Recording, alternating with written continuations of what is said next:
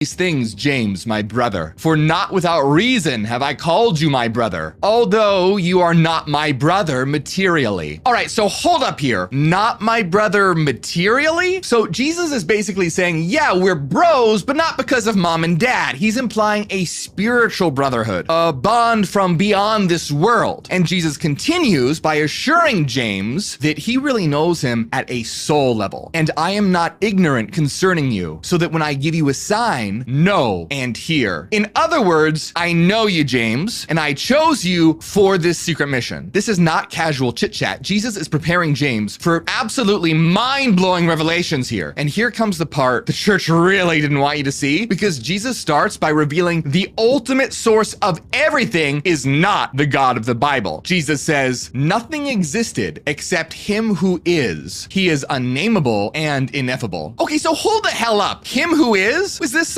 He's in the damn Bible itself. Mark 6:3 says, isn't this Mary's son and the brother of James, Joseph, Jude, and Simon? So it wasn't just James. Jesus had a whole sibling crew, including sisters. But James wasn't just some side character. Get this, after Jesus' death, James became the leader of early Christianity. So let me ask you this, why is this gospel banned? What the hell was in this apocalypse that got it locked in a vault? To find out, let's see what this thing actually says, starting with the very first line. So imagine the scene. James, the brother of Jesus, is alone with the Lord. Jesus knows he's about to be captured and killed in a couple days. So before he dies, he's downloading some seriously forbidden knowledge to James. Now, right off the bat, Jesus drops a bomb on James. See, he calls him my brother, but clarifies that it's way more than just biological. The text says, it is the Lord who spoke with me. See now the completion of my redemption. I have given you a sign of these things, James, my brother. For not without reason have I called you my brother, although you are not my brother materially. All right, so hold up here. Not my brother materially? So Jesus is basically saying, yeah, we're bros, but not because of mom and dad. He's implying a spiritual brotherhood, a bond from beyond this world. And Jesus continues by assuring James that he really knows him at a soul level. And I am not ignorant concerning you, so that when I give you a sign, know and hear. In other words, I know you, James, and I chose you for this secret mission. This is not casual chit chat. Jesus is preparing James for absolutely mind-blowing revelations here. And here comes the part the church really didn't want you to see, because Jesus starts by revealing the ultimate source of everything is not the God of the Bible. Jesus says, nothing existed except him who is. He is unnameable and ineffable. Okay, so hold the hell up. Him who is? Was this some more he who must not be named?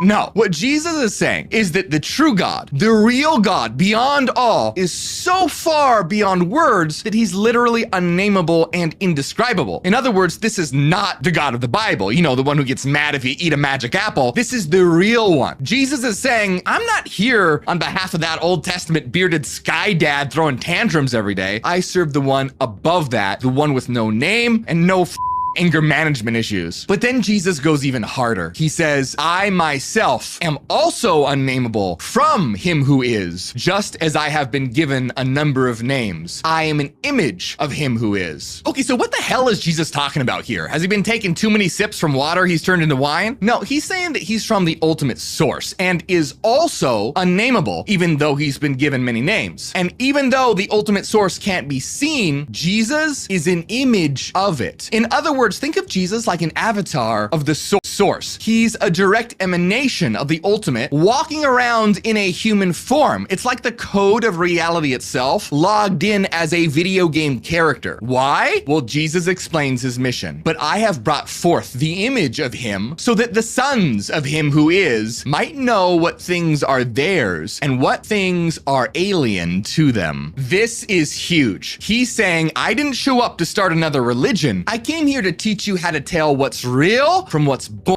He manifested the image, meaning his physical body, so that the children of the true source, that's you, me, hell, everyone watching this, could finally tell the difference between what belongs to their divine nature and what's alien. Alien to what? To their true nature. In other words, some stuff in this world is yours by right as a child of the true source, and some stuff is foreign and imprisoning you. Spoiler, your flesh suit and this world, those are alien things. And so Jesus isn't giving a sermon. He's handing out bolt cutters. Jesus is basically saying, hey, I came here to teach you to recognize the prison versus freedom. In other words, he's the ultimate Neo handing out red pills, trying to get the NPCs to realize they're actually players connected to the code itself and can hack their way out of the system. You're the jailbreak. You're the glitch in the Matrix.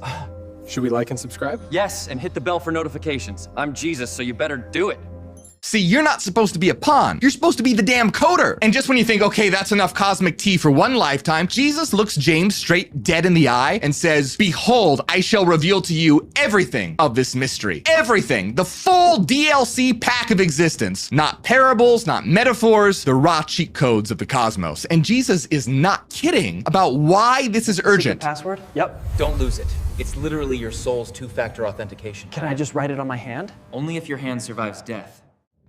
He says, for they will seize me the day after tomorrow. Redemption will be near. In other words, I'm about to get arrested, tortured, and executed, but don't freak out. I know how to respawn. Still, time is short here. He's got to get James up to speed fast. So imagine that, knowing you've got only a couple days left to live, and you spend it trying to wake up your brother before the cosmic cops come and drag you off. And the best part is, he's not just warning James, he's warning you. See, what are these secrets exactly? Well, first he warns James about what's coming for him. Fear not, James, you too they will seize, but leave Jerusalem. She is a dwelling place of a great number of archons. So Jesus straight up tells James to get the hell out of Jerusalem because that city is crawling with archons. Archons, yeah, so that's the first time that we hear the word in this gospel, and it means rulers. So think of them as cosmic prison wardens or astral parasites that rule over the material world, trapping souls. So just think about how savage this is. Jesus is basically saying the holy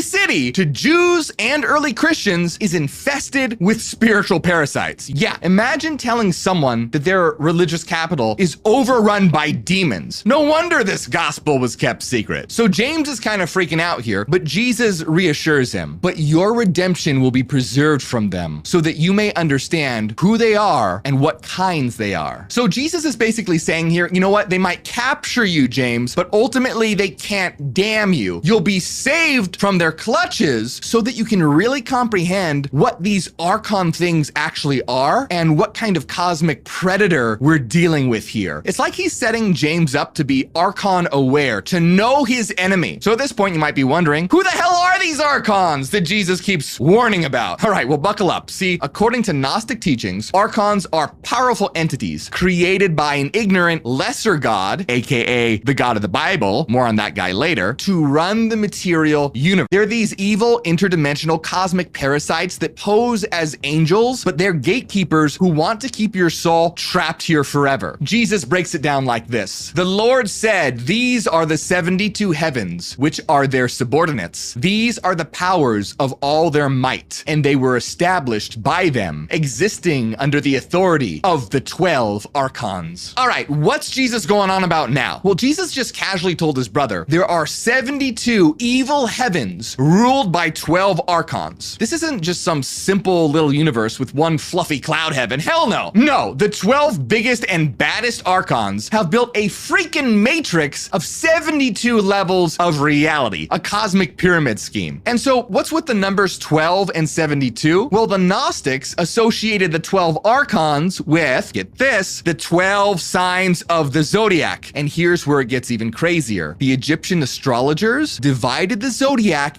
into 72 5-degree sections, each ruled by a pair of deified powers, a deacon and a horoscope. So we have the 12 archons as the 12 zodiacal rulers with the authority over the 72 heavens, or the 72 slices of the zodiac. So what this is meant to represent is that the archons control the forces of the universe and fate itself to keep you trapped. But guess what? There's an even deeper secret here. Jesus is saying that even his disciples are influenced by the archons. Yeah, see, in Gnostic texts, the disciples are usually presented as explicitly evil who twist Christ's message, or ignorance and misunderstanding. And here we have the 12 archons associated with the 12 disciples. In fact, in the first apocalypse of James, when Jesus is talking about the archons that imprisoned the soul, it seems like he directly compares them to the 12 disciples, saying they are a type of the 12 disciples and the 12 pairs. And if that wasn't crystal clear enough, later in the text, Jesus says that after receiving hidden knowledge from Jesus, that James rebuked the 12 and cast out of them contentment concerning the way of knowledge. In plain English, James confronts the 12 for being satisfied with shallow faith and calls them out for their complacency and limited understanding. Okay, so what about 72? Well, did you know that there were 72 lesser disciples? Yeah, in the Bible itself, it says, after this, the Lord chose 72 more disciples. Yup, this means the disciples, the 12 and 72, would be influenced by the archons, the dark rulers of this world. Now, side note here, the number 72 is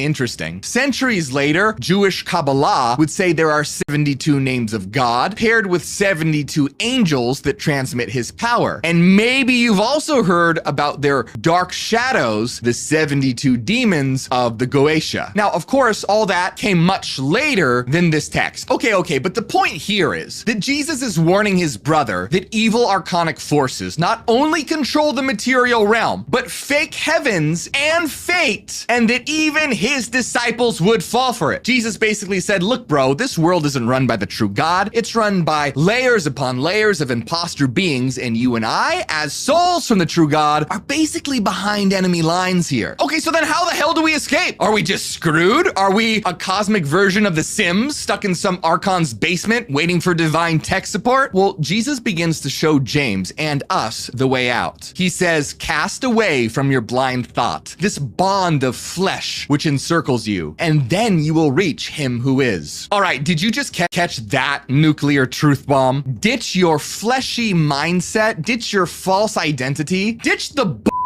and then you'll transcend to the true source. By throw off the bond of flesh, that means the blind material thinking that keeps you chained. And then when you do that, you'll reach the ultimate God, him who is. Lord, heal my blindness. Done. I can see everything. Every atom, the void staring back. Oops. All-seeing mode, my bad. But then Jesus drops this mind blower, and you will no longer be James, rather you are the one who is. Excuse me? What the actual did Jesus just say? Jesus literally just told his brother, hey man, once you wake up, you stop being you, you become God. He's not saying, oh, you'll meet God, or you'll serve God, or you'll play harp for him for eternity. He's saying, you'll be God. He's telling James that his entire identity, James, his body, his history, his personality, is just a temporary user profile, a cosmic character build. But his and our true identity is the infinite one, the source itself. That is what we all are. And Jesus is basically telling James how to achieve godhood by rejecting the false self, the body, ego that the archons have trapped him and all of us in. Because remember, it doesn't just apply to James, it applies to all of us. The divine connection keeps dropping. Did you try unplugging your ego and plugging it back in? Yeah, but now everything's buffering.